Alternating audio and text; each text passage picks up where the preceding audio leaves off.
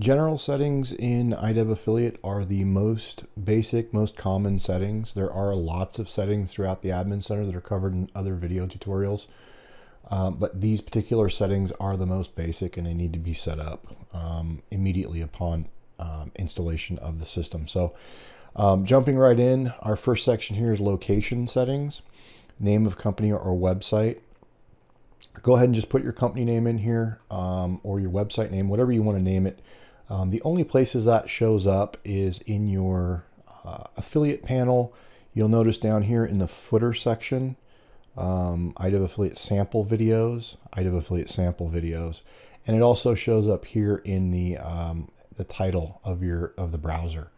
So it really doesn't matter what this is. It should obviously be your company or website, but as far as being functional, there's no functionality to it at all. The website URL, again, functionality wise, the only place the website URL comes into play is in the footer here.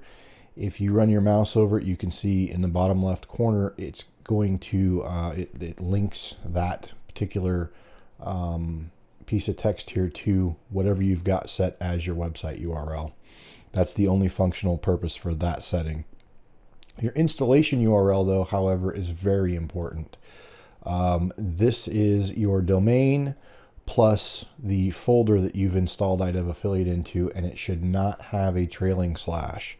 That's a trailing slash. We don't want a trailing slash on this particular setting, so keep it off.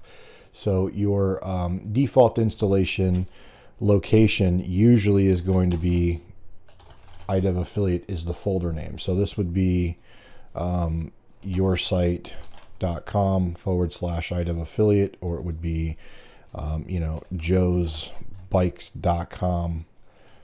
I spelled bikes wrong. joesbikes.com/iDev Affiliate. You get the point. So it's your domain and then it's the folder. Now, if you're using a subdomain, however, let's say you're using affiliates.joesbike.com, you're not going to have a folder at all and no trailing slash. So if you're using a subdomain, it would look something like this. Now, your default incoming traffic page, covered in another video over here in your marketing groups section, we talk about driving traffic to alternate pages of your website, product pages, descriptions, and even multiple websites for multiple website setups. But your default incoming traffic page, this is if a link is found in the affiliate control panel that doesn't belong to any marketing groups, you have to have a default incoming page. So this is just any generic standard link that is clicked on. Where is the traffic going to go? And you can set this, most people probably set this to the, I see most often the main page of your website. Some people will set it to a landing page built specifically for their affiliate program. Doesn't matter, you can set it to whatever you want. The main thing to keep in mind is you don't have to have the page at all if you don't want. You can just set the domain. We're literally just forwarding to a location. If you want to put the, you can put products.html, whatever you want. But the one key to remember is your extension here. Make sure you've got a proper extension. Make sure you're setting this URL to a valid location. And the best way to test it a lot of times is just go ahead and copy it and paste it right into a URL in a browser and make sure the page comes up, because this is the first page your affiliates are going to see after clicking an affiliate link. Your cookie URL, let's assume this is www.joesbikes.com iDev Affiliate. So your cookie URL, I'm going to copy and I'm going to paste. Your cookie URL is going to be the primary domain. The one key is to make sure you keep this period on the front. This should not be www. It shouldn't be anything other than what you see right here, .joesbikes.com. If you're using a subdomain, it's the same thing no matter what. It's going to be the primary top level domain, .joesbikes.com. So just the key here is to make sure to remember the period. Moving on from here, your general settings. You've got some options here. Your starting affiliate ID number. by default is 100. You can change this. Now understand that once you get your very first affiliate in the system, this setting is no longer valid. It becomes completely a moot point. There's no more starting affiliate ID number. So before getting any of your affiliates into your system, before even creating your own test account, before launching your affiliate program, set your affiliate ID number, the start number that you want it to be at. If you want it to start at 10,000 or 1,000, or even just one, a lot of people just want one, and that's fine. Your sign up bonus, the way the sign up bonus works is it works hand in hand with this payout balance requirement. So I'm going to cover both of these right now. And this can become a very long conversation. I'm going to try and keep it brief. But if you have questions, of course, ask our support department. Somebody can help you.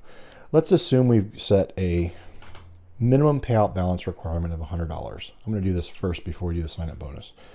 The payout balance requirement says I have to earn at least $100 worth of commissions before I can become eligible for payment.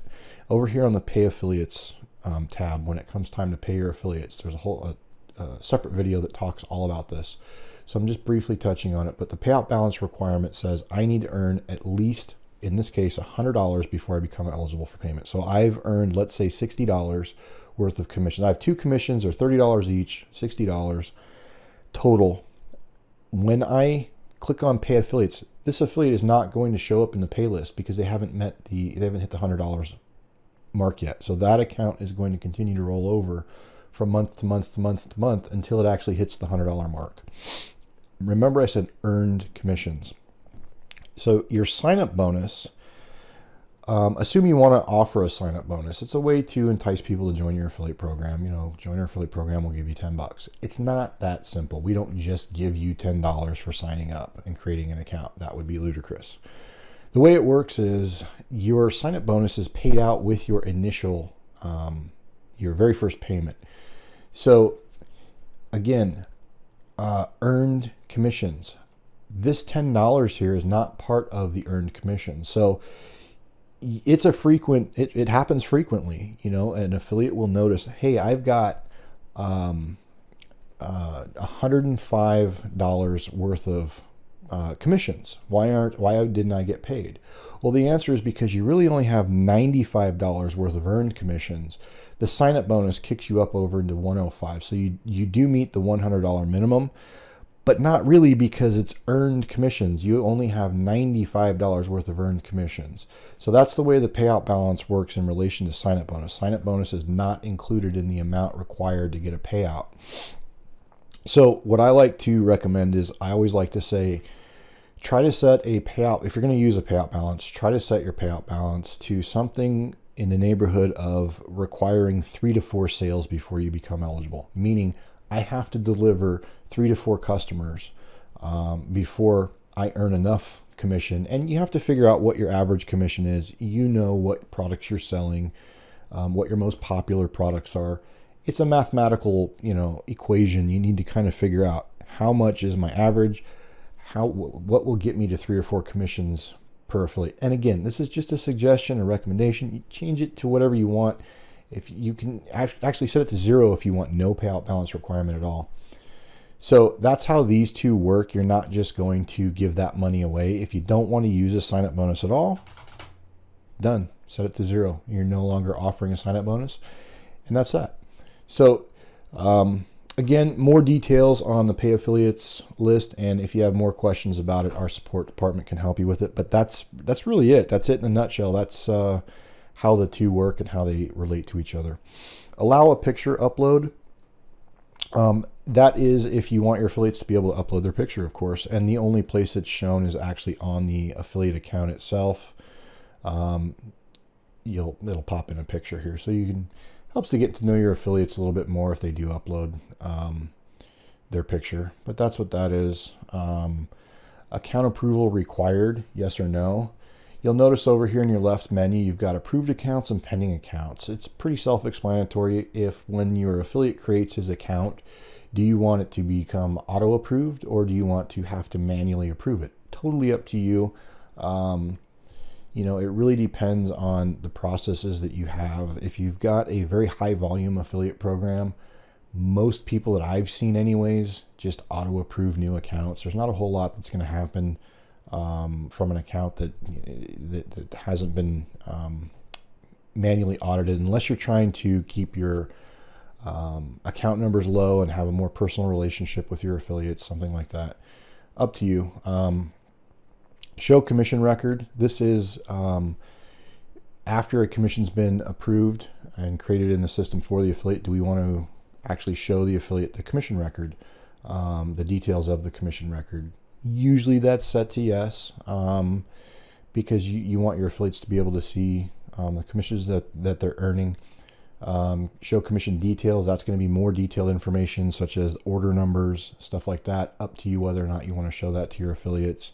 Show pending commissions. Again, up to you. I want to be showing my affiliates that they have 16 pending commissions or not? Totally up to you. No real rhyme or reason, no good answer as to what you should or shouldn't do there. I think it's just pure personal opinion on that. Use CAPTCHA. That's for your sign-up forms. You've seen the verifying that you're actually a human being, so you don't get fake sign-ups, stuff like that. You can select yes or no. And that's also goes for the contact form as well. Accounts allowed per email. One is probably recommended, in today's day and age of free emails, with Hotmail and Yahoo and Gmail and all of them out there. I don't know that this makes a big difference because we all have, I probably have 40 email accounts. I'm sure everybody's got several. So if you really wanted to create multiple accounts, you could just use multiple emails. It's not a big setting, but it is there for you if you want to limit it to one email per account, or sorry, one account per email. Invoice settings. When you pay your affiliates, you have the option of printing an invoice that you would physically mail. It's up to you whether or not you're going to do that. If you do that, you're going to want to change this to obviously reflect your business, your address, and you can put a nice little note at the bottom if you'd like. Push invoice to the affiliates. That allows your affiliates to actually print the invoice on their end as well when they're logged in. IDEV affiliate link. If you're an affiliate of ours, IDEV Direct, from our website, you can actually plug in your affiliate ID and will automatically convert this link here to your affiliate link if you're using that.